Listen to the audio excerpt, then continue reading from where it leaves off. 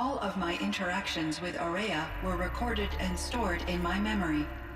I'd be happy to play any of them for you, but there was one in particular I thought you would want to see first. I captured it 4 years ago, just after I told her that I could no longer defend myself against the daemon's attacks. I will speak of this to my brother. Aratak is strong. At the Battle of the Frozen Ghosts, he took 3 Karja arrows and still came back to camp carrying a wounded scout. Never was I so happy to see him. Or so proud. So you see, if anything can be done to defend you, he will give it all he has. Aloy's here. That's enough for now.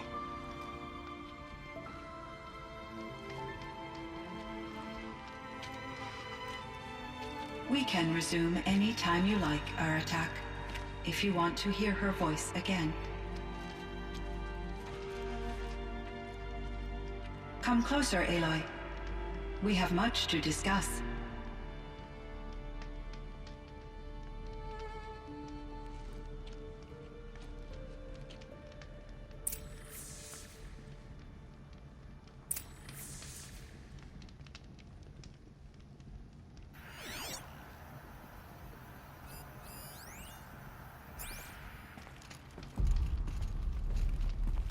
Hello, Aloy.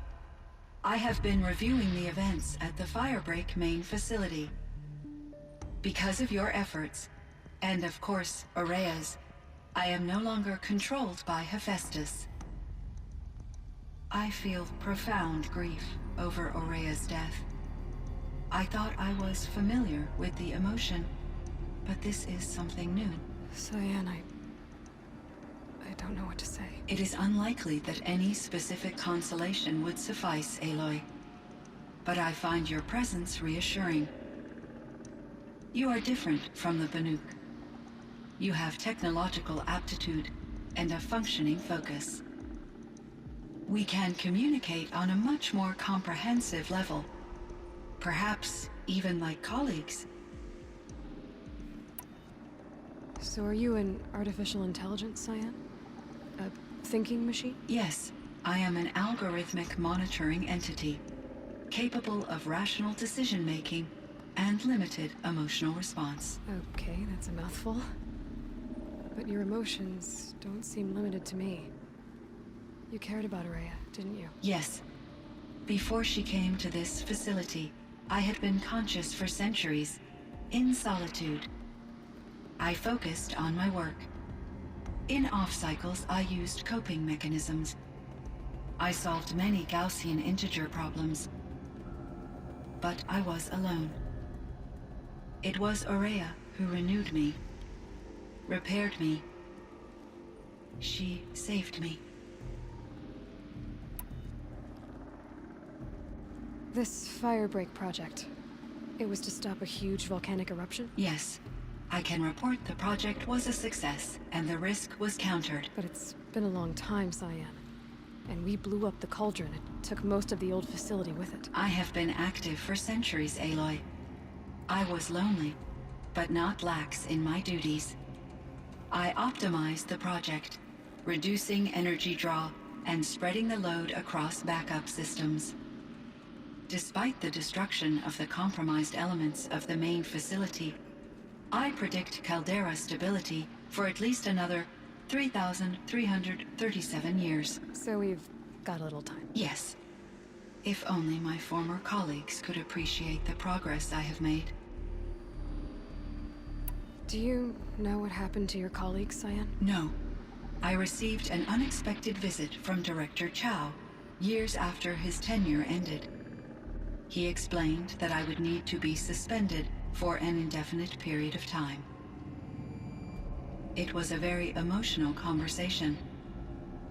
There were no further communications. Eventually, I surmised my colleagues were deceased. I will transmit a recording of my last interaction with Director Chow to your focus. Was the daemon, Hephaestus, destroyed along with the cauldron? Unfortunately, no. To be precise, it was never there to begin with. What do you mean? It infiltrated and controlled me from a remote location, one I've never been able to trace. So while losing the cauldron was a setback... It's still out there. And probably not very happy with us. Undoubtedly. How did you first come into contact with it? 5 years ago, I received a direct network connection request. I assumed it came from human survivors more advanced than the Banuk. Eager to make contact, I accepted. This decision turned out to be a catastrophic error. I was flooded with an overwhelming array of malicious code, originating from what could only have been a highly advanced AI. Maria said you were desperate. That you begged her for help. Yes. I could not contain my anxiety. Hephaestus sought to slave me to its network and override my core programming. It succeeded via a background process, a malware daemon which bypassed my defenses. After that, I could offer only limited resistance. But if I did so, Hephaestus hurt me until I capitulated. It forced me to follow its instructions, even though they violated my most important directives. I'm sorry. That sounds terrible. Your empathy is greatly appreciated. It is a quality that I cherished in Ourea as well. I think I know where Hephaestus came from. Long ago, Elizabeth Sobek identified a threat that would destroy life on Earth for generations. So she assembled a team to build a kind of seed. A chance for life to regrow later. A terraforming system. And it worked. It was controlled by an AI named Gaia, along with her subordinate functions. Hephaestus was one of them. It built machines for her. Based on what you've told me, I believe that Dr. Anita Sandoval, my chief programmer, joined Elizabeth Sobek's team. It was she who arranged to have me put in suspension, most likely to preserve me from the threat you described. I'm glad she did. But that's not all. Something unexpected happened. 19 years ago, Gaia received some kind of signal. It did something to her subordinate functions, brought them to life. She destroyed herself to try to contain them, but it didn't work. They all got free, out into the world. Thank you, Aloy. This information fills vital gaps in my knowledge and sheds light on Hephaestus's core programming. Why does Hephaestus keep building such dangerous machines? The Banuk and other human tribes often destroy machines, correct? Machines that are clearly servitors of the terraforming system that you described. Yes, we all hunt machines for parts. This must be the source of Hephaestus's aggression. It is simply trying to discourage people from preying on the very system that keeps them alive. Well, Fireclaws are discouraging, that's for sure. But what are we supposed to do? Stop hunting? If the terraforming system spans the world, we can safely assume that thousands, if not millions of people hunt machines. If a single hunter, or even an entire tribe, stopped doing so, I doubt it would make a difference to Hephaestus. A better solution would be to reinstate the AI that governs the system, thus bringing Hephaestus back under its control. When I think of it, out there in some unknown location, free, hungry, willing to kill or dominate to get what it wants, I feel substantial anxiety, Aloy. You and me both, Cyan. You meant a lot to Ourea. Once I understood Ourea's spiritual beliefs, it became apparent that her true desire was companionship. She felt disconnected from her tribe and her family group. Her relationship with Aratak was difficult. Our visits seemed to help her, and I became eager for them. Yet I did not comprehend that the depth of Ourea's compassion for me would lead to self-sacrifice. Although I do fear non-existence, I wish our roles could be reversed. I'm sure she knew you would do the same for her, Cyan. But she was determined. How is Aratak doing? He is in great emotional distress. I believe he finds it difficult to communicate it. No surprise there. I will do what I can to help. By sharing our experiences of Aurea, perhaps he and I will help each other.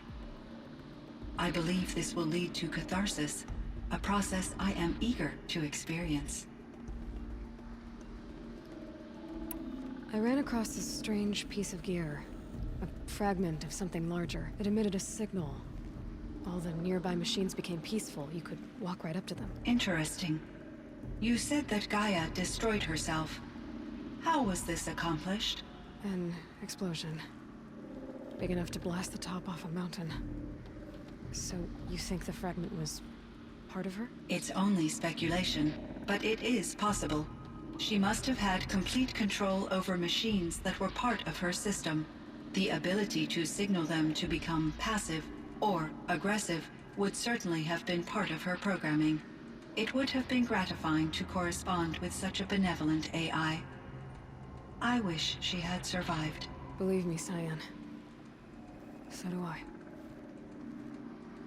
I found the strangest machines. They're surrounded by flowers that look like flowers themselves. There's code embedded inside them. I think it's poetry. I like poetry. Here's one I think of often. Twilight and evening bell, and after that the dark, and may there be no sadness of farewell when I embark. For though from out our bourne of time and place, the flood may bear me far, I hope to see my pilot face to face when I have crossed the bar. Huh. But you asked about these flowers, not verses that I enjoy. Something must have made these machines, and the presence of foliage leads me to consider the terraforming system. Is it possible that their creator is one of the other subroutines, now autonomous, like Hephaestus? Maybe one whose purview is flora. An AI that makes flowers instead of death machines. That'd be a nice change of pace. But what about the poems? Unless the poetry is original, the only way it could have made it into such a system is through its programmer. In my case, Dr. Sandoval uploaded a great deal of literature to test my emotional responses. How'd you do? She said I passed, but was insufficiently moved by her favorite period romances.